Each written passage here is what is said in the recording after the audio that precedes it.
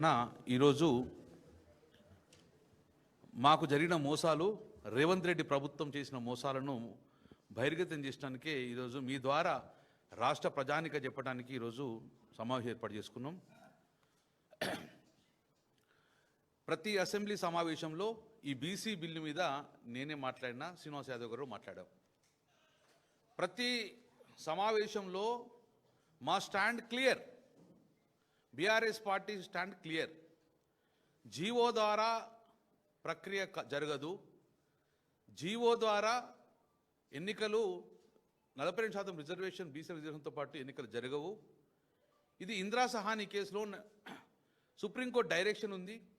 50% మించి చేయాలనుకుంటే దానికి ప్రొటెక్షన్ కోసము డెఫినెట్గా రాజ్యాంగ సవరణ జరగాలి. 9వ షెడ్యూల్లో చేర్చిన ప్రొటెక్షన్ వస్తుందని చెప్పేసి ఫస్ట్ నుంచి బిగినింగ్ చూడంగా మా పార్టీ ఇదే లైన్లో ఉన్నది. దానికి అనుగుణంగా కేసీఆర్ గారు, కేటీఆర్ గారు ఆదేశానుసారం మే వేదిక మీద ఉన్న అందరం కూడా స్టడీ చేసేందుకు తమిళనాడు కూడా వెళ్ళడం జరిగింది. తమిళనాడులో స్టడీ చేసిన డాటా మొత్తం మా దగ్గర ఉంది. అసెంబ్లీ సమావేశం క్లియర్ ఇవ్వడం జరిగింది. ముఖ్యమంత్రి గారు రేవంత్ రెడ్డి గారు 40-50 సంవత్సరాల నుంచి మోసం చేస్తున్న ఈ కాంగ్రెస్ పార్టీ ఈసారన మోసం చేయకండి, మమ్మల్ని అన్యాయం చేస్తే సహించము, అవమానం చేస్తే సహించము, అన్యాయం చేస్తున్న సహిస్తున్నాం కానీ అవమానం చేస్తే సహించము, ఈరోజు 40% ఇచ్చే బాధ్యత మీదే అని చెప్పడం ద్వారా 40-50 సంవత్సరాలు మోసం చేసినాం కదా, ఇంకొక సంవత్సరం మోసం చేస్తే ఏందనే విధంగా ఈరోజు మమ్మల్ని అవమానం చేసే దిశగా ఈరోజు 42% జీవో ఇవ్వడం, అది కోర్టులో నిలబడదని చెప్పి ముఖ్యమంత్రికి తెలుసు, వాళ్ళ మంత్రివర్గానికి తెలుసు, ప్రభుత్వానికి తెలుసు, రాష్ట్ర ప్రజానీకానికి అందరికీ తెలుసు అది నిలబడదని. నేను అసెంబ్లీలో అదే చెప్పాను, నిలబడదంటే పిల్లి శాపనార్థాలు పెడతానమని ఒక మంత్రి లేచిండు, ఇంకో మంత్రి మాట్లాడు పాజిటివ్గా ఆలోచించు అన్నాడు. మేము పాజిటివ్గానే ఆలోచించడం కాబట్టి మాకు అవమానం జరగద్దని చెప్పి మీకు 2-3 సూచనలు చేశాం. ఈరోజు జరిగింది ఏంది? ఈరోజు హైకోర్టు చట్ట ప్రకారంగా, సుప్రీంకోర్టు డైరెక్షన్ ప్రకారం ప్రజాస్వామ్యబద్ధంగా, రాజ్యాంగబద్ధంగా ఈరోజు కోర్టు స్టే చేయడం జరిగింది. నోటిఫికేషన్ ఈరోజు నోటిఫికేషన్ ఇచ్చింది ప్రభుత్వం. 31 జిల్లా పరిషత్కు 13 బీసీలకు కేటాయించింది. 565 ఎంపీపీలకు 40% కేటాయించింది. జియో ఈరోజు నోటిఫికేషన్ ఇచ్చింది మాకు మొన్న. ఈ నోటిఫికేషన్ ద్వారానే ఎన్నికలు జరగాలని చెప్పి మేము ప్రధాన డిమాండ్ పెడుతున్నాం. మేము ఈ డిమాండ్ తప్ప వేరే డిమాండ్ ఒప్పుకోదు బీసీ సమాజం. గతం నుంచి నేను ఒకటే చెప్తున్నాం, అసెంబ్లీలో చెప్పడం జరిగింది. తమిళనాడు తరహాలో సక్సెస్ అయ్యారు, 69% రిజర్వేషన్ తీసుకున్నారు. బీహార్ తరహాలో, మహారాష్ట్ర తరహాలో వేస్తే ఫెయిల్ అయినాము. బీహారు, మహారాష్ట్ర చేసిన తప్పులు చేయొద్దు, తమిళనాడు చేసిన ప్రకారం వెళ్దాము అని చెప్పడం జరిగింది. కానీ ఏ రోజు కూడా మా మాట చేపట్టలే. ఎట్లా అయ్యామని వాళ్ళకి తెలుసు కాబట్టి జీవో ఇవ్వడం జరిగింది. నేను ముఖ్యమంత్రి గారికి 4 సూటిగా ప్రశ్నలు అడుగుతున్నా. ఒకటి, మీరు ముఖ్యమంత్రి గారు ఢిల్లీలో ఉన్నప్పుడు ఏమన్నారు? ధర్నా చేసినప్పుడు ఇక ఇది అయ్యేటట్లేదు, కాయేటట్లేదు, రాహుల్ గాంధీ ప్రధానమంత్రి అయినాకనే ఈ రిజర్వేషన్ ప్రక్రియ చేస్తామని చెప్పేసి మీరు హైదరాబాద్ రావడం జరిగింది. రాగానే జీవో ఇచ్చిండ్రు. నేను అడుగుతున్నా, రాహుల్ గాంధీ ప్రధానమంత్రి అయిందా? నువ్వు ఎట్లా జీవో ఇచ్చినావు?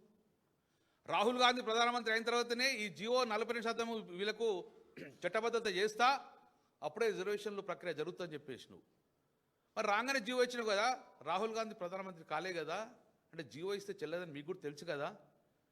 జీవో ఇవ్వడంలో అర్థమైంది అంటే మమ్మల్ని మోసం చేసింది కదా. సూటి ఒకటే ప్రశ్న అడుగుతున్నావు. రెండో ప్రశ్న, మళ్ళీ చిట్చాట్లో మాట్లాడారు రేవంత్ రెడ్డి గారు. ఏమని మాట్లాడారు? స్థానిక సంస్థలలో బీసీకి రిజర్వేషన్ రావాలంటే అది సుప్రీంకోర్టుతో కొట్లాడవలసి వస్తుంది, ఇది కొట్లాడిన తర్వాతనే సుప్రీంకోర్టు సాధించిన తర్వాతనే 42% బీసీ రిజర్వేషన్ నేను చట్టబద్ధత కల్పిస్తా అని చెప్పేసి ఢిల్లీలో చిట్చాట్లో చెప్పడం జరిగింది. పెద్ద హెడ్లైన్స్ రావడం జరిగింది. ఆ రోజు రాత్రే హైదరాబాద్ వచ్చారు, తెల్లారే మీరు జీవో వేయడం జరిగింది. మీరు ఆ రోజు ఒక రోజు తర్వాతనే జీవో వేయడం జరగడం వల్ల మళ్ళీ ఏమనుకున్నది, ఈ జీవో ఎట్లా నిలబడది, మళ్ళొక్కసారి వీళ్ళ గొంతులు వద్దాం, గద్దెనెక్కినాం, కామన్ డిక్లరేషన్ చేసుకున్నాం, ఇక నా ముఖ్యమంత్రి పదవి దిగుతుందా, వీళ్ళు గద్దెనెక్కిన వీళ్ళు గొంతు కోతే సరిపోద్ది అని చెప్పేసి చెల్లని జీవో ఇవ్వడం జరిగింది. నెంబర్ 3, తమిళనాడు తరహాలో రిజర్వేషన్ల కోసము ఆ రోజు కూడా సేమ్ ఇలాగే 2-3 సార్లు జీవో ఇవ్వడం వలన కోర్టులు కొట్టేసినప్పుడు జయలలిత గారు మళ్ళీ నేను సూటిగా ప్రజానికి చెప్తున్నాను, జయలలిత గారు ఆ రోజు కూడా ఆలోచించి ఈ జీవోల ద్వారా కొట్టేస్తుంది, రాష్ట్ర ప్రభుత్వానికి అధికారం లేదు, ఈరోజు సుప్రీంకోర్టు డైరెక్షన్ ఉన్నది, జడ్జిమెంట్ ఉన్నది, కాబట్టి దీనికి ఎక్కడైతే మందు ఉన్నదో ఆ మందే కనుక్కుందని చెప్పేసి 1992లో మొత్తం అసెంబ్లీలో ఉన్న ఎమ్మెల్యేలు అందరినీ తీసుకొని జయలలిత ముఖ్యమంత్రి గారు, ఆమె టైపు రైటరు, ఆమె వంట మనిషి, ఆమె కూర్చునే సీటు, ఆమె పిఏలు దఫ్తర్లు మొత్తం తీసుకొని ఢిల్లీలో కూర్చుంది. ఎవరితోటి? ప్రతిపక్ష ఎమ్మెల్యేలతోటి అధికారులతో పోయి ఆ రోజు పివి నరసింహారావు గారి ఆఫీసు ముందు కూర్చొని ఒకటే డిమాండ్ పెట్టింది, మా అసెంబ్లీలో తీర్మానం చేసుకున్నాము, న్యాయపరంగా మా కులగన చేసినాము, పివి నరసింహారావు గారు మాకు ఒకవేళ గిట్ట ఈ 42% ఈ యొక్క 69% మాకు బీసీ రిజర్వేషన్ ఇవ్వకపోతే నేను తమిళనాడు పోను, ఢిల్లీ పీఠం నుంచి కదలా, పివి నరసింహారావు గారి ఇంటి ముందు కూర్చుంటా అని చెప్పి భీష్మించుకో కూర్చుండే కాదు, వాళ్ళ మంత్రివర్గం మొత్తం అక్కడే ఉంది. ఏమన్నది? నా పరిపాలన ఇక్కడ నుంచి ఇక్కడే, నా వంట ఇక్కడే, నా దర్యాప్తు నా దఫ్తరంత ఇక్కడే, మా అధికారులు మా మంత్రులు ఇక్కడే ఉంటారని చెప్పేసి డిమాండ్ పెట్టింది. కదలలే. ప్రభుత్వం దిగొచ్చింది, ప్రధానమంత్రిగా దిగొచ్చింది పివి నరసింహారావు గారు. ఆ రోజు 94లో క్యాబినెట్ నిర్ణయం చేసుకొని పార్లమెంట్లో బిల్లు పెట్టి పార్లమెంట్లో రాజ్యాంగం 9లో సవరణ జరిగి అందులో ప్రొటెక్షన్ ఇవ్వడం వలన ఈరోజు తమిళనాడుకు 69% జీవో అమల్లోకి వచ్చింది. నేను ఇదే డిమాండ్ మళ్ళీ చేస్తున్నా, వెళ్దాంపా రేవంత్ రెడ్డి గారు నడుని, నీ నిజంగా చిత్తశుద్ధి ఉంది కదా, రేపు బయలుదేరదాంపా, నీ అధికారాన్ని మంత్రివర్గం తీసుకోంపా, ఢిల్లీలో కూర్చుందాంపా, మోదీ గారి ఇంటి ముందు కూర్చుంటామా లేకుంటే ఎక్కడ కూర్చున్నాం, కూర్చొని తెలంగాణకు వచ్చే పనేం లేదు, ఇక్కడ పరిపాలన జరుగుతలేదు, నీది డెవలప్మెంట్ జరుగుతలేదు, అక్కడే కూర్చుందాంపా, బీఆర్ఎస్ పార్టీ మేమందరం మీ వెంబడి వస్తాము, ఆమరణ నిరాహార దీక్ష చేస్తావా, పరిపాలన అక్కడి నుంచి చేస్తావా, కానీ పార్లమెంట్లో బిల్లు పెట్టాలంటే ప్రధానమంత్రి గారు ఆ క్యాబినెట్లో నిర్ణయం చేసుకున్న తర్వాతనే పార్లమెంట్కి పోతుంది. కాబట్టి దీనికి ఉన్న మూలము ప్రధానమంత్రి గారిని కలవడమే. కలుదాం పాండి, ఇప్పుడు నీకు నిజంగా చిత్తశుద్ధి ఉంది కదా, మోసం చేయని అసెంబ్లీలో చాలా మాట్లాడావు కదా, మా చిత్తశుద్ధి ఉంది కదా అని అన్నావు కదా. ఆ రోజు నుంచి ఈరోజు నేను ఒక్కనే మాట్లాడుతున్నాం మేము అందరం మా పార్టీ పరంగా, ఇది చెల్లదు, ఇది రాజ్యాంగ పరంగా శాస్త్రీయ పరంగా పొమ్మని చెప్తున్నాం. ఇప్పుడు కూడా సోషల్ మీడియాలో మా ట్రోల్ అవుతుంది, మేము ఏం మాట్లాడినాం అదే. సో ఇప్పుడు క్లియర్ అయిపోయింది, జీవో ద్వారా 80% బీసీలో జరిగాయి. బీసీ రిజర్వేషన్ కావాలంటే 42% నోటిఫికేషన్ ఇచ్చిండ్రు. ఈ నోటిఫికేషన్ వెనక్కపోతే మాత్రం తీవ్ర పరిణామాలు ఉంటాయి. లేదు మేము ఏం చేయాలి, 4 వారాలు కోర్టు టైం ఇచ్చింది, ఈ 4 వారాల తర్వాత ఎన్నికలు జరగాలి కదా, పాత పద్ధతిలో జరగాలని 23% ఇస్తే మాత్రము చాలా చాలా చాలా తీవ్ర పరిణామాలు ఎదుర్కోవాల్సి వస్తుంది ప్రభుత్వము. మళ్ళీ చెప్తున్నాం, అన్యాయాన్ని భరించాం, ఈ అవమానాన్ని మేము భరించలేము. కాబట్టి డెఫినెట్గా 42% రిజర్వేషన్ అయ్యేదాకా మాకు ఎన్నికలు అవసరం లేవు. ఎన్నికలు ఇంకో సంవత్సరం పెడతావా 2 సంవత్సరాలు పెడతావా, కానీ చట్టపరంగా మాకు 42% ఇచ్చిన తర్వాతనే జ్యుడిషియల్గా ఇక్కడ న్యాయపరమైన చిక్కులు రాకుండా ఉండటానికి ప్రొటెక్షన్ తీసుకున్న తర్వాతనే ఎన్నికలుగా ఉండి, ఎన్నికలకు తొందర లేదు. మీ కర్ణాటకలో 3 సంవత్సరాలు ఎన్నికలు పెట్టలే కదా, ఇక్కడ ఏం తొందర అనేది. ఒకసారి మళ్ళీ మీరు పాత పద్ధతిలో 40% కాకుండా 23% రిజర్వేషన్ ఇస్తే ఇక జీవితంలో మళ్ళీ మా బీసీలు అనేది రిజర్వేషన్కు నోచుకోరు, మళ్ళీ సమాధి చేస్తారు. ఈ వాయిస్ను మొత్తాన్ని కూడా ఇంక డిమాండ్ను సమాధి చేసే ఆలోచనలో ఉన్నారు. కాబట్టి సూటిగా కరెక్ట్ చెప్తున్నాం, ఢిల్లీకి కదలండి, మేము మీతో వస్తాము, మీరు ఏది కూర్చుంటే అది కూర్చున్నాము, కానీ ఢిల్లీకి వెళ్ళి రిజర్వేషన్ తర్వాతనే తెలంగాణలో అడుగుపెట్టండి. ఆ రోజు కేసీఆర్ గారిని మళ్ళొక్కసారి చూడండి, ఆంధ్రప్రదేశ్ రాష్ట్రంలో వెళ్తున్నా తెలంగాణ రాష్ట్రంలో అడుగు పెడుతున్నా ఒక నమ్మకంతో వేయండు. మీకు నమ్మకం లేదా? అదే స్టేట్మెంట్ ఇవ్వండి. ఇప్పుడు 42% రిజర్వేషన్ తోటే తెలంగాణ అడుగు పెడతా అని చెప్పేసి ఒక సంకల్పంతో వెళ్ళండి. నిజంగా మా మీద చిత్తశుద్ధి ఉంటే, మా మీద ప్రేమ ఉంటే, మామూలు గొంతు కొయ్యొద్దు అనే ఆలోచన ఉంటే ఇగో ఇదే డిమాండ్ తోటి రేపు బయలుదేరండి. 50-60%, 56 సార్లు వేరు మీరు, లాభం లేదు. ఇది ఒక 57% మా కోసం పోండి. 56% మీ సొంత పనుల కోసం పోవచ్చు, కానీ 57సారి ఢిల్లీకి రాండి. మా యొక్క తెలంగాణలో ఉన్న 50-60% ప్రజానీకం కోసము మా ఆవేదన మీకు వ్యక్తం చేస్తున్నాము. మా ఆవేదనతో చెప్తున్నాము. ఈరోజు బీసీ సమాజం అంతా కూడా రోడ్ల మీదకి వచ్చే పరిస్థితి వచ్చింది.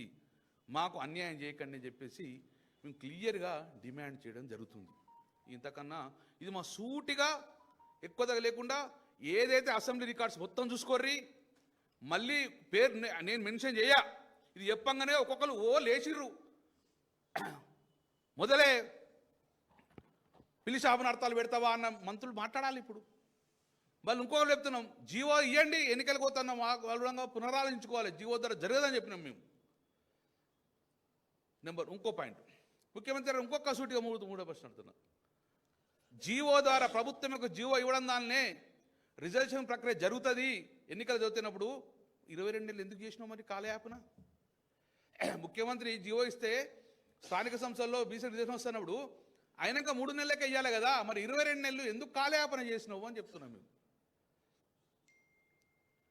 అంటే డెఫినెట్గా మళ్ళా మేము చేసినాం బై, ఇక మాత్రం గింతే అవుతుంది, ఇక పాత పత్ర ఎన్నికలు పోతాము, ఇక బీసీలలో గొంతులు కోసేస్తాము అని అంటే ఇక మేము ఊరుకున్న పరిస్థితులు. అందరం చైతన్యవంతులేను.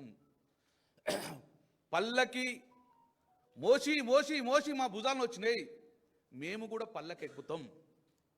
ఆ అవకాశం మాకు కల్పించింది. ఇప్పుడు మీరు డెఫినెట్గా వినండి. మీరే కదా 40% రిజర్వేషన్ ఓట్లన్నీ కామారెడ్డి డిక్లరేషన్ ఓట్లన్నీ కూడా మీరు కొల్లగొట్టింది కదా. దీనికి సంపూర్ణంగా రేవంత్ రెడ్డి ప్రభుత్వమే దీనికి మూల్యం చెల్లించవలసి వస్తుంది. ఏ ఒక్క శాతం రిజర్వేషన్ వెనక్కిపోయినా, ఏ ఒక్క శాతం రిజర్వేషన్ తక్కువ చేసి మళ్ళీ ఎన్నికలకు పోయే ప్రక్రియ చేస్తే చాలా తీవ్ర పరిణామాలు బీసీ సమాజం ఎదుర్కోవాల్సి వస్తుందని చెప్పేసి రేవంత్ రెడ్డి ప్రభుత్వాన్ని మేము హెచ్చరిస్తున్నాం.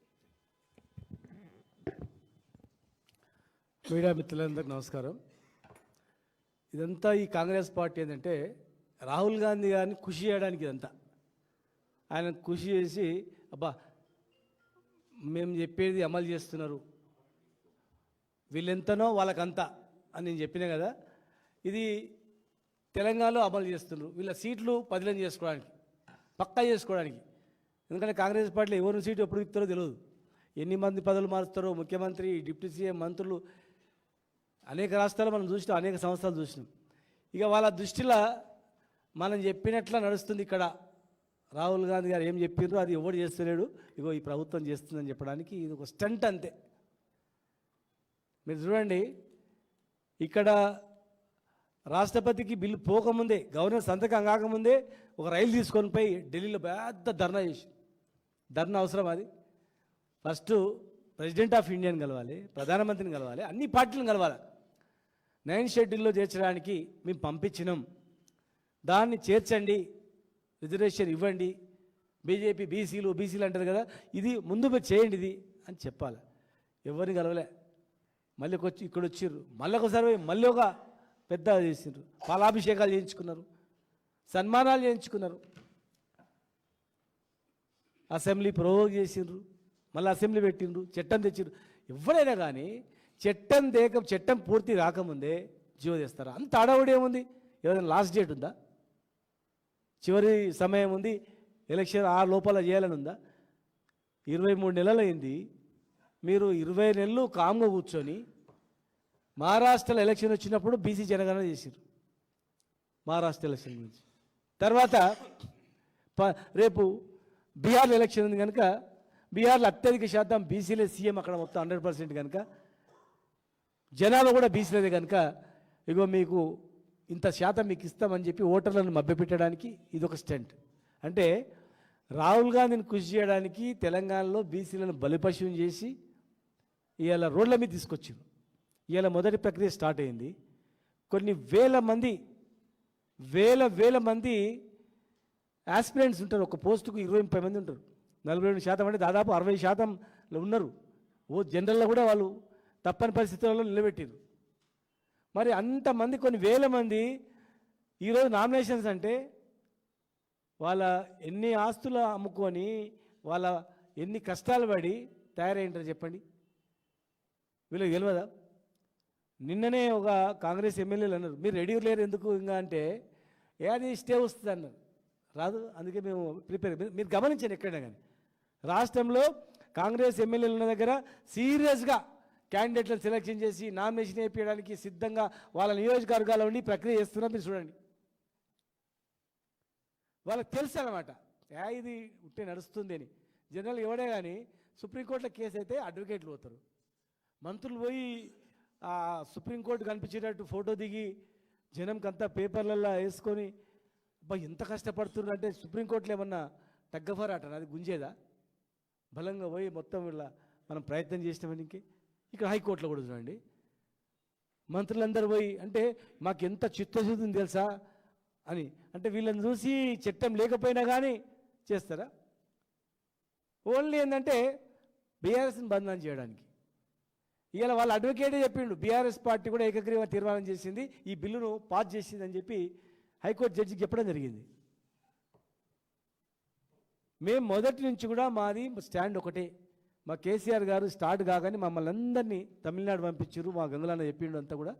మేము ఒక రిపోర్ట్ ఇచ్చినాం, నివేదిక ఇచ్చినాం డెడికేటెడ్ కమిషన్కి, భూస్వామి వెంకటేశ్వర గారికి. ఇక తమిళనాడులో ఇట్లా చేసింది అట్లా చేయనండి. ఈ దేశంలో 8 రాష్ట్రాల్లో ఈ రకంగా కేసేసి కొట్టేసిండ్రు. ఒక రాష్ట్రంలో ఎలక్షన్ ప్రాసెస్ స్టార్ట్ అయినాక ఆపేసిండ్రు. ఇంకొక రాష్ట్రంలో ఎలక్ట్ అయి 2 సంవత్సరాల తర్వాత సుప్రీంకోర్టులో కొట్టేసింది. ఇవాళ కోర్టులో కేసు వేసింది ఎవరిని? మీ ఆత్మసాక్షిగా చెప్పండి. ఇవాళ వేసిన ఇద్దరు ఎవరు? మీ పార్టీ వాళ్ళు కాదా? మీ ఆత్మసాక్షిగా చెప్పండి.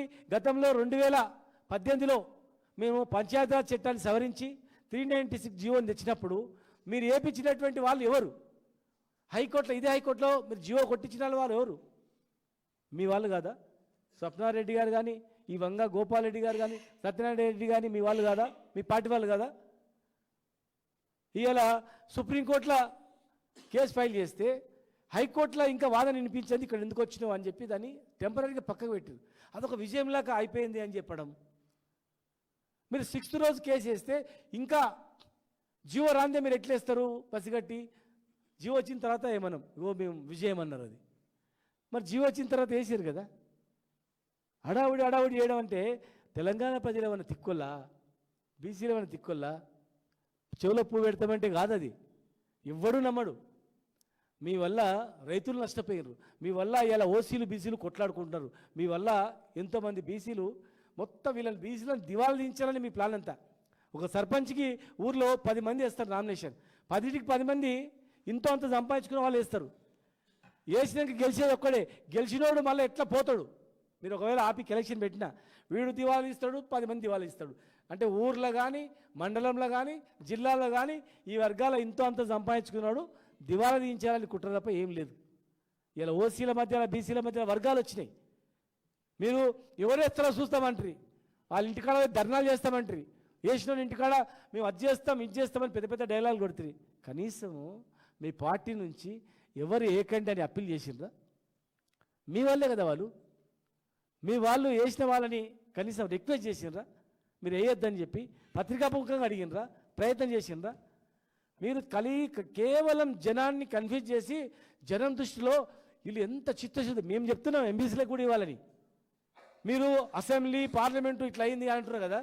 కామారెడ్డి డిక్లరేషన్ అంటే ఓన్లీ స్థానిక సంస్థలే కాదు కదా. మీరు స్థానిక సంస్థల ఎలక్షన్ మీదనే చూస్తున్నారు. మరి అదే ఇంకొక ఆర్డినెన్స్, ఇంకొక బిల్లు ఉంది కదా విద్యా ఉద్యోగాల్లో.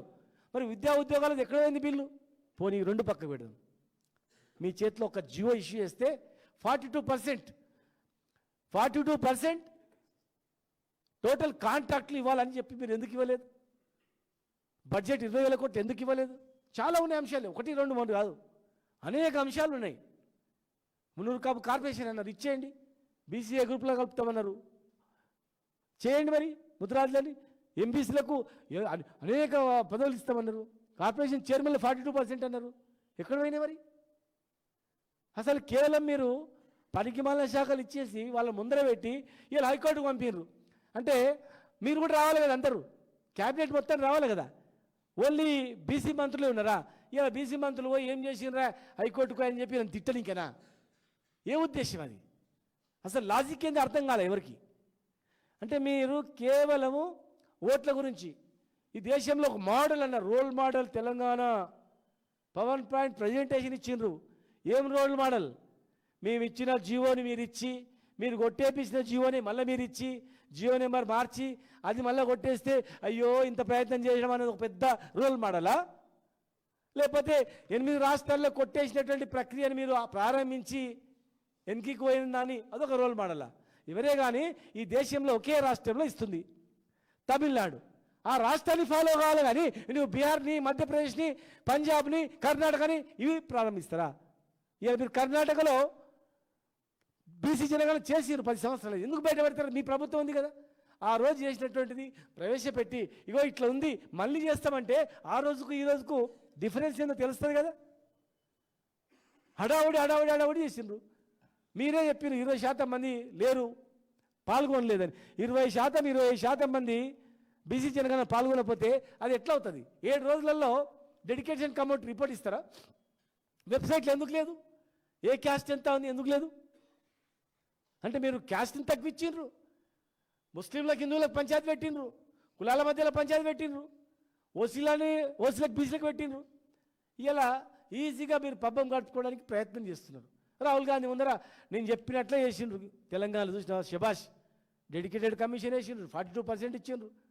వారే చెప్పారు తాత ముత్తాతలు మా వల్లే పరిపాలించింది, మేము చేయలేకపోయినామని. రాహుల్ గాంధీ గారే ఒప్పుకున్నారు అన్యాయం చేసిరు మీకని. మరి న్యాయం చేస్తారు అనుకున్నాం, సంతోషపడ్డాం. కానీ ఇంకా అన్యాయం చేసిరు. ఇంకా ఇంత అంత సంపాదించుకున్నంతా గంగల పాలైపోయింది కదా. వాడు అమ్ముకున్నారు. నాకు తెలిసిన వాళ్ళే చాలామంది ఇతర జిల్లాల నుంచి అన్న భూమి అమ్ముకున్నాం, బంగారం అమ్ముకున్నాం. అరే ఏం పోతుంది రా, ఒకడు వదిలిపెట్టేది ఉంటే ఉన్నోడే వేస్తున్నాయి అంటే, లేదన్నా రాజకీయంలోనే ఇంత గౌరవం ఉంది, పైసల్లోని గౌరవం లేదు. మరి రాజకీయంలోనే మనకు గౌరవం ఉంటుంది. చాలా కులాల్లో చిన్న ఎంబీసీ కులాల్లో ఒక మంత్రి చిన్న సర్పంచ్ కాని ఉన్నారు, వాళ్ళ పరిస్థితి ఘోరంగా ఉంది. రాజకీయంగా ఈరోజు ఎదగాలని అనుకున్నారు. ఇలా మా పార్టీ 32% చట్టసభలో కూడా రిజర్వేషన్ ఇవ్వాలని అసెంబ్లీ తీర్మానం మా కేసీఆర్ గారు ఆ రోజు చేసింది. ఇలా ఆర్థికంగా, రాజకీయంగా, సామాజికంగా బీఆర్ఎస్ పార్టీ చేసింది. కానీ వీళ్ళు కాంగ్రెస్, బీజేపీ 2 పార్టీలు కూడా ఏంటంటే మేం చేస్తాం బీసీలకు మేమే అన్నారు. లాస్ట్కు ముంచిండ్రు. మళ్ళీ రేపటి నుంచి ఏం అడబడి చేస్తారు చూడండి. రేపటి నుంచి ఇంకేం చేస్తారు? ఎవరు నమ్మరు, వీళ్ళు చేయరు. వీళ్ళు చేసేటివన్నీ కేసులు చేస్తారు. సోషల్ మీడియాలో పెడితే చేసేది ఏమైనా చేసేది ఉందంటే వాళ్ళు కేసులు చేస్తారు. ఇక వాళ్ళ సెటిల్మెంట్ చేసుకుంటారు తప్ప వేరే ఏం చేయరు. బీసీలకు న్యాయం జరగదు. ఖచ్చితంగా కాంగ్రెస్ పార్టీలో ఉన్నటువంటి బీసీలు కూడా గమనించాలా ఇలా ఏం జరిగింది, ఏం జరగబోతుంది. మేము ఉన్నదంతా చెప్పినాం. అసెంబ్లీలో కేటీఆర్ గారు, హరీష్ రావు గారు, గంగుల కమలాకర్ గారు, శ్రీనివాస్ యాదవ్ గారు మా వాళ్ళందరూ అసెంబ్లీలో మాట్లాడిండ్రు. మరి మేము బయట సంఘాల అందరం మాట్లాడినాం. జస్టిస్ ఈశ్వరయ్య గారు మాట్లాడితే ఆయన మీద మాట్లాడిండ్రు. చిరంజీవులు గారు మాట్లాడితే ఆయన మీద దబాయించి మాట్లాడిపించారు సంఘాలతో. మీకు ఏం తెలుసు? మీకు చట్టం తెలుసా? అయితే చూడు పాస్ అయితే చూడు అని. ఇవాళ ఏమైంది మరి? మేమేమైనా జడ్జి గారి మీద ఇన్ఫ్లుయెన్స్ చేసినామా? జడ్జి గారు చట్టం ప్రకారం చేయాల్సిందే కదా. చట్టంలో లేని ఎక్కడ చట్టం ఏదైంది? జీవితం ఎట్లయితుంది? చట్టం ఉన్నా కూడా సుప్రీంకోర్టు లోబడి లేదు ఇది. కనుక మీకు చిత్తశుద్ధి ఉంటే మీరు వెంటనే తమిళనాడు తరగా ఢిల్లీ కూర్చోండి, ఇంకా రాకండి, అక్కడనే కూర్చోండి. మీరు ఏం చేస్తారో తెలియదు. మీరు అక్కడ 9 స్టేట్లో చేర్చుకొని రండి. ఇవాళ బీజేపీ, కాంగ్రెస్ 2 పార్టీలు చెప్తున్నాం. బీజేపీ పార్టీ ఇమ్మీడియట్గా బిల్లు పాస్ చేయించని మీ దగ్గర ఉన్నది. ఖచ్చితంగా మీకు కూడా అదే బీసీల పట్ల ఉంది అని మేము కూడా ప్రజలు కూడా గమనిస్తారు. మీ 2 పార్టీల చేతిలో ఉన్నాయి. వీళ్ళు చేయకపోయినా ఖచ్చితంగా చేసేది మా పార్టీ, మా నాయకుడే కేసీఆర్ అని చెప్పి మేము విజ్ఞప్తి చేస్తున్నాం. మేము ఏం చేద్దామనేది మా నాయకునితో మాట్లాడుకొని తదుపరి కార్యక్రమాన్ని కూడా మేము ప్లాన్ చేసుకుంటాం. వాళ్ళు ఢిల్లీలోనే ఉంటామంటే మేము ఇక్కడ పనులు కూడా చూసుకుంటాం. మేము ఢిల్లీలో ఉండి చేస్తాము. ఇక్కడ మంచి చెడు ఏం జరిగేది కూడా ఏం లేదు, పనులు అయితే ఏమైతే లేవు. కనుక మరి ఆ సపోర్టుకు మీరు చేసే పోరాటానికి, అక్కడ చేసే పోరాటానికి మా మద్దతు కూడా ఉంటుంది. కానీ ఉట్టిగా మభ్యపెట్టే పని చేస్తే మాత్రం ఖచ్చితంగా మేము దానికి ప్లాన్ చేస్తామని చెప్పి మా కార్యాచరణ మేము ప్రకటిస్తామని చెప్పి ద్వారా విజ్ఞప్తి చేస్తాం.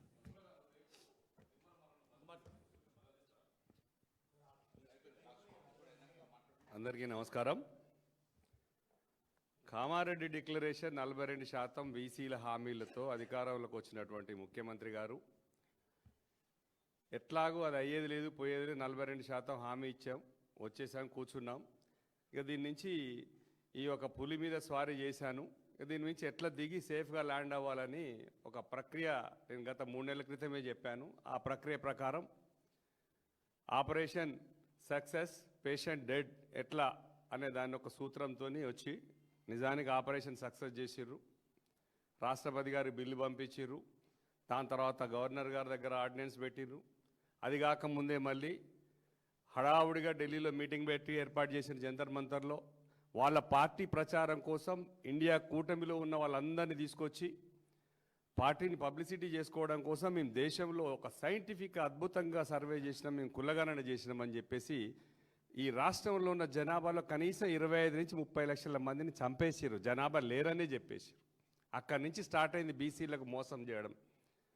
దాని ద్వారా మళ్ళీ అదేదో అయిపోయినట్టుగా రాష్ట్రపతి గారు అపాయింట్మెంట్ దొరకట్లేదని అక్కడ కూర్చొని వారేదో పార్టీ ప్రచారం మేము 42% దేశంలో ఇస్తున్నాము అని చెప్పుకునే కార్యక్రమానికి బీఆర్ఎస్ ఎంపీలు రాలేదు, వాళ్ళు చెప్పులు మోస్తున్నారా అని మమ్మల్ని కూడా తిట్టారు.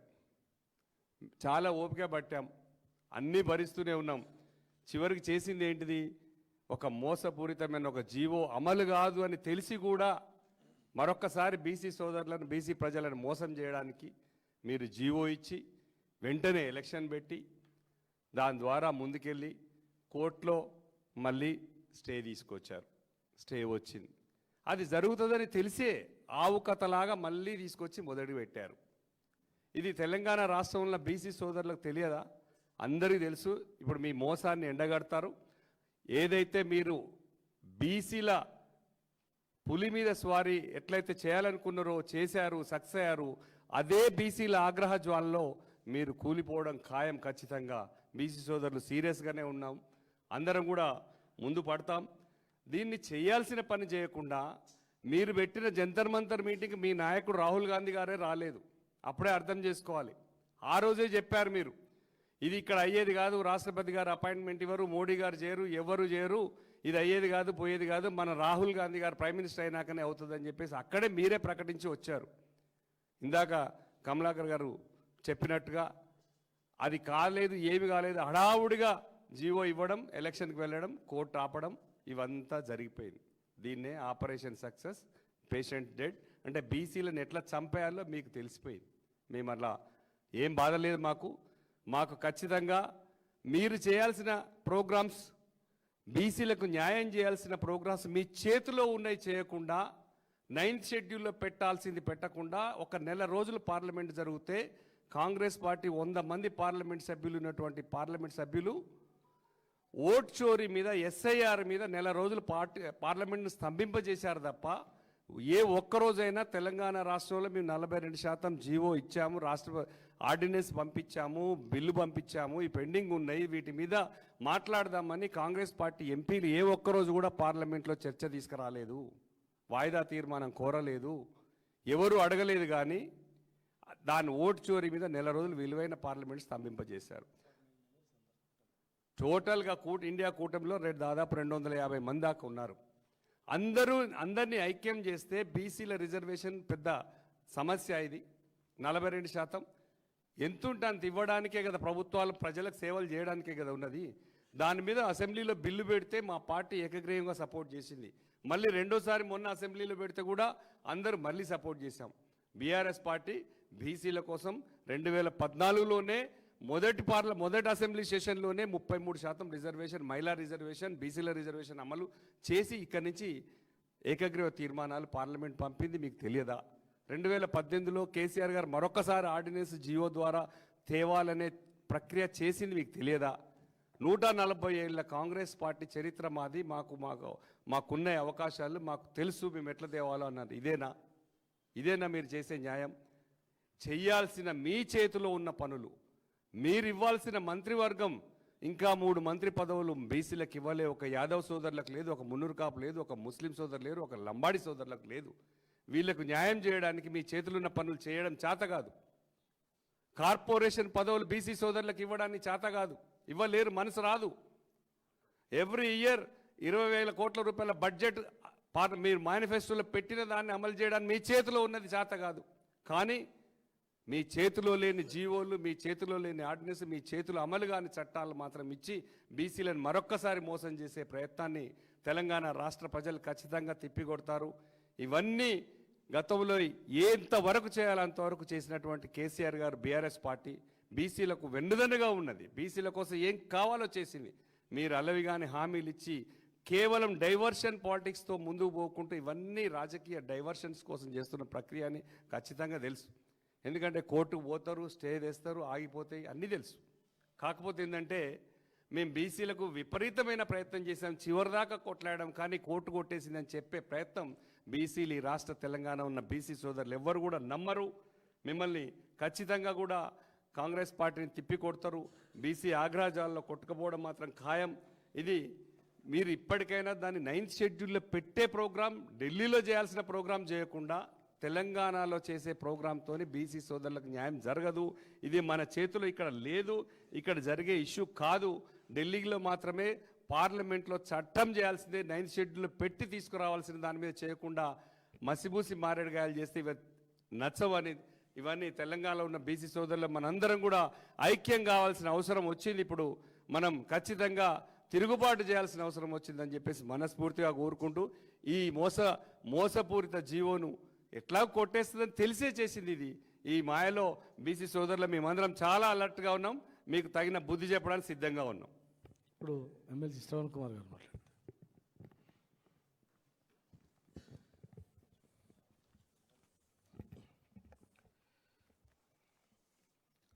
మీడియా మిత్రులకు, అదేవిధంగా తెలంగాణ వ్యాప్తంగా ఉన్నటువంటి బహుజన బంధువులకు, మిత్రులకు అందరికీ కూడా నమస్కారం. ఈరోజు ఈ రాష్ట్రంలో ఉన్నటువంటి ఒక దాదాపు 2.5 కోట్ల మంది పైచిలకు బీసీ బిడ్డలంతా కూడా బాధపడేటువంటి ఒక దినం. గుండెలను ప్రభుత్వం గాయపరిచినటువంటి ఒక తీరుకు విస్తుపోతూ ఇవాళ తమలో తాము రోధిస్తున్నటువంటి ఒక అత్యంత దుర్మార్గమైనటువంటి ఒక దినం ఇది.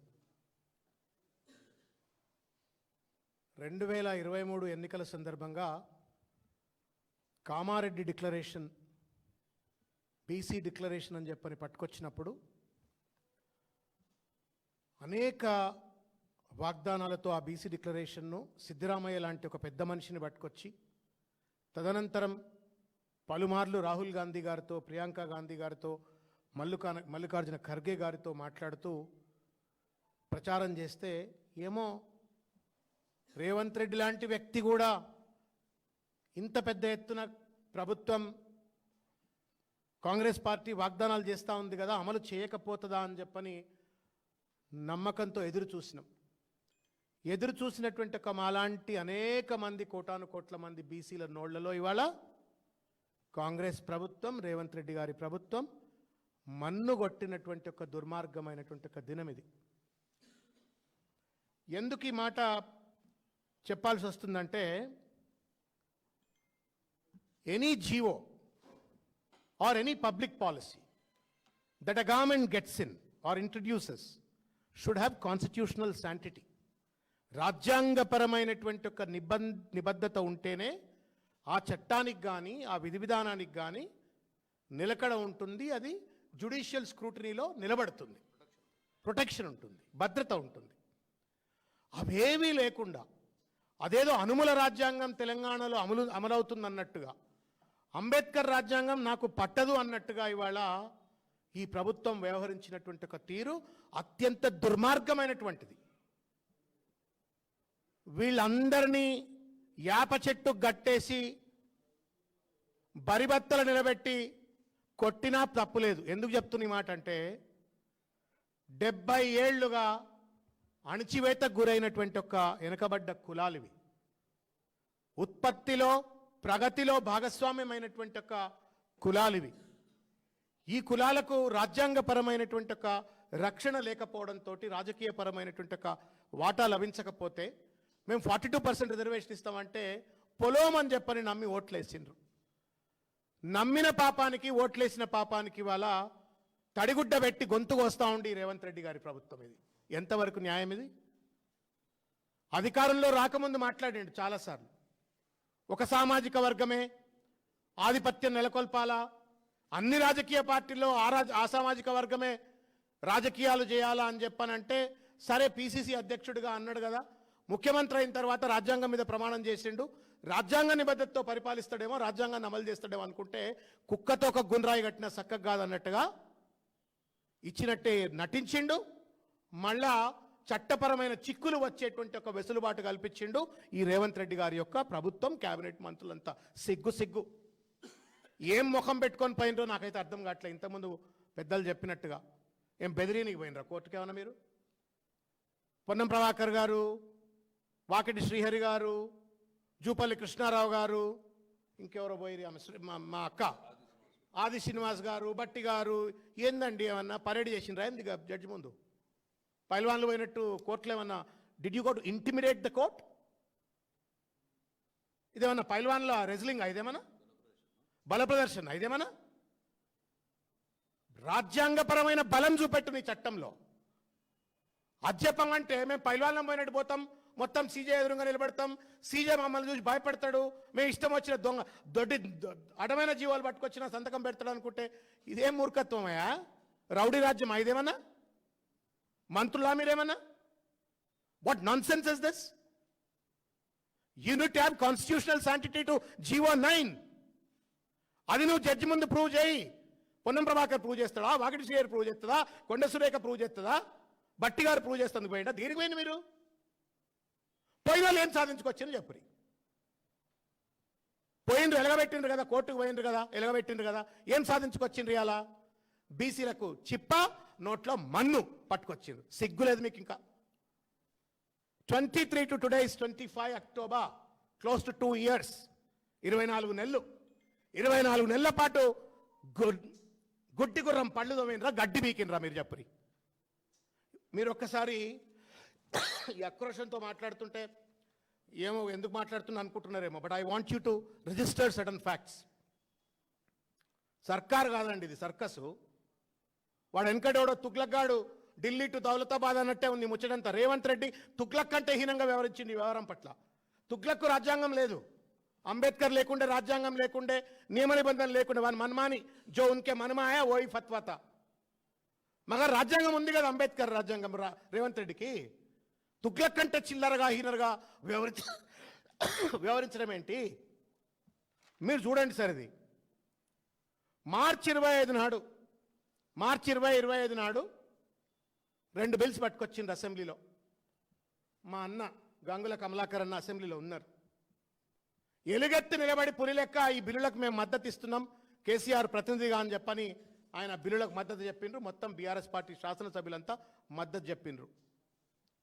అనుకున్నారు బడే బాయ్ చోటే బాయ్, నేను కూడా బీజేపీ స్కూల్లో చదువుకున్నా, మోడీ మా పెద్దన్న, పెద్ద పెద్ద పొంకనాలు కొట్టే రేవంత్ రెడ్డి గారు మరి మోడీని ఏమైనా ఒప్పిస్తాడేమో, ఆల్ పార్టీ డెలిగేషన్ తీసుకుపోతాడేమో, రాహుల్ గాంధీని తీసుకెళ్ళి ప్రెసిడెంట్ ఆఫ్ ఇండియా దగ్గర ఒప్పిస్తాడేమో అని చెప్పని ఆ బిల్స్ను మద్దతు చెప్పిండ్రు. Bills were kept pending. March 2025 we all supported. Where are those bills? అడిగినరు పత్రికా సమావేశంలో. ఆ బిల్స్ ఏమైనా అంటే వాళ్ళు ఏదో అడిగినరు, మేమేదో చెప్పి. మీ ఇద్దరు లవ్ లెటర్లా ఇద్దరు ఏమన్నా? If some response he's come from the president of India, objections ఏమైనా వస్తే మాకు తెలియాలి కదా, మా అన్నకైతే తెలియాలి కదా, శాసనసభ్యుడికి. మద్దతు చెప్పిన ఆయనకు చెప్పలే. అది అట్లా పెండింగ్ పెట్టిండ్రు. మార్చ్ 25 అయింది. 14th July 2025 నాడు మళ్ళీ ఆర్డినెన్స్ పట్టుకొచ్చిండ్రు. అది పెండింగ్లో ఉండగా ఆర్డినెన్స్ పట్టుకొచ్చిండు. And that ordinance again gone to the president of India. అంటే 2 బిల్లులు, ఒక ఆర్డినెన్స్ ప్రెసిడెంట్ ఆఫ్ ఇండియా దగ్గర పెండింగ్ ఉంది. ఈ పెండింగ్లో ఉండగా ఏం డ్రామా, ఏం నాటకం, ఎంత చిల్లరాట అంటే చిన్న పిల్లలు కూడా ఆడరండి ఇట్లా. 10th ఫెయిల్ కూడా ముఖ్యమంత్రి కుర్చీలో కూర్చోబెడతాను, ఆ మంత్రుల కుర్చీలో కూర్చోబెట్టి ఇంత చిల్లరాట ఆడరు. కామన్ సెన్స్ ఉన్నాడు కూడా ఎవడు చేయడు. ఉన్నత రాష్ట్రపతి దగ్గర బిల్లులు పెండింగ్ ఉండగా మళ్ళీ ఏం చేసిండు? 31 ఆగస్టు నాడు 2025 నాడు మళ్ళీ 2 బిల్లులు పట్టుకొచ్చిండ్రు. So March 2025 bills are pending. 14 July 2025 ordinance is pending. 31st August 2025 2 bills are pending. ఇవన్నీ పెండింగ్లో ఉండగా మీరు ఆ జీవో చదువురి, మీరు చదివి ఉంటారని నేను అనుకుంటున్నా. నేను తెలంగాణ ప్రజలకు కూడా ఒకసారి జీవో 9 ఒకసారి తీసి చదువురి. No damn reference of all these bills. ఈ ఆర్డినెన్స్ కానీ బిల్స్ కానీ రిఫరెన్స్ లేకుండా జీవో 9 పట్టుకొచ్చినావు. మరి జీవో 9 పట్టుకురాల్సిన తెలివి ఉన్నోడు అయితే ఈ బిల్స్ ఏంది? ఒక చిల్లర డ్రామా, భ్రాంతి గురి చేసేటువంటి. బీసీలు అంటే వెనకబడ్డోళ్ళం కానీ మెదడుదక్కువలం కాం కదా. వెనుకబడ్డం, ఆర్థికంగా వెనుకబడ్డం, సామాజికంగా వెనుకబడ్డం, రాజకీయంగా వెనుకబడ్డం, కానీ విజ్ఞతలో వెనుకబడ్డోళ్ళం కాం కదా. Basic constitutional sensitivity and common sense ఉన్నోళ్ళమే కదా. బుద్ధి లేదు బీసీ మంత్రులకు కూడా, అందులో ఉన్న వాళ్ళకు, శాసనసభ్యులకు కూడా. He is playing a dirty drama. ఒక డర్టీ అగ్రకుల ఆధిపత్యంతో, అహంకారంతో ఒక డ్రామా ఆడుతుంటే ఆ డ్రామాకు పూలాభిషేకాలు, పాలాభిషేకాలు, పూలాభిషేకాలు, పాలాభిషేకాలు. ఇప్పుడు వేసుకోరు పూలాభిషేకాలు, పాలాభిషేకాలు. సిగ్గురాలు.